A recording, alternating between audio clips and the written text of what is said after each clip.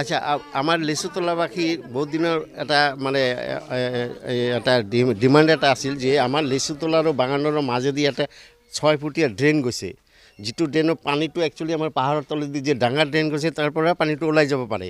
কিন্তু এইটো মিউনিচিপালিটি একটা প্ৰপ'জাল লৈছিল, এইটো কৰিম বুলি কৈছিল, কিন্তু এবছৰ হৈ গ'ল এতিয়ালৈকে কোনো ড্ৰেইনৰ কামখিনি হোৱা নাই। ড্ৰেইনটো এনেই পৰি আছে আৰু অলপ বৰষুণ হ'লে চব পানীখিনি আমাৰ মানুহৰ ঘৰে ঘৰে সোমায়।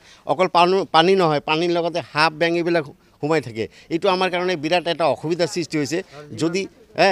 যদি মিউনিচিপালিটিক অনুৰোধ কৰিছে, যদি তেওঁলোকে দয়া কৰি পেলাই যদি মোৰ ড্ৰেইনটো বনাই দিয়ে তেন্তে আমাৰ লিচুতলাৰ বাসী মানুহে অলপ উপকৃত হ'ব। এইটো মোৰ মানে অনুৰোধ আর কি মিউনিসিপালিটির প্রতি। Thank U.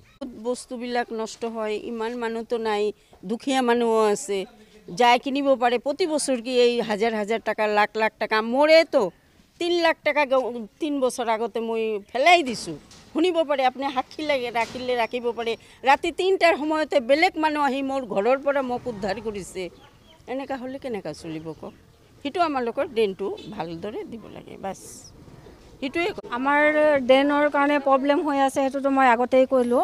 আমাৰ ড্ৰেইনটো যেনে তেনে হওক আমাৰ ড্ৰেইনটো বনাই দিব লাগে, আৰু মানুহৰ সমস্যা যে হৈ আছে সেই সমস্যাটো দূৰ হ'ব লাগে। আমাৰ এইটোৱে প্ৰব্লেম, যেনে তেনে হওক আমাৰ কিভাৱে কৰিব, তাৰ ওপৰতে ফুটপাথ দিব লাগিব, তেনেহ'লে মানুহ জাবৰ ফালেই থাকে। কেনেকৈ হ'ব নহ'ব আমি নাজানো, কিন্তু আমাৰ ড্ৰেইন লাগিব। আমাৰ ড্ৰেইন আমাৰ বহুত প্ৰব্লেম হৈ আছে, মোৰ ঘৰতেই প্ৰব্লেম হৈ আছে, মই নিজেই আছে সাক্ষী।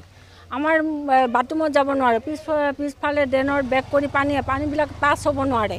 সেইবিলাকতো আমাৰ সমস্যা, লেতেৰা পানীবিলাক ওলাই আহে, সেইবিলাকতো আমাৰ সমস্যা হৈ আছে না। আমাৰ যেনে তেনে হওক, যেইভাৱেই হওক, কেনেকৈ কি কৰিব, কোনে কি কৰিব আমি নাজানো, কিন্তু আমাৰ ড্ৰেইন লাগিব।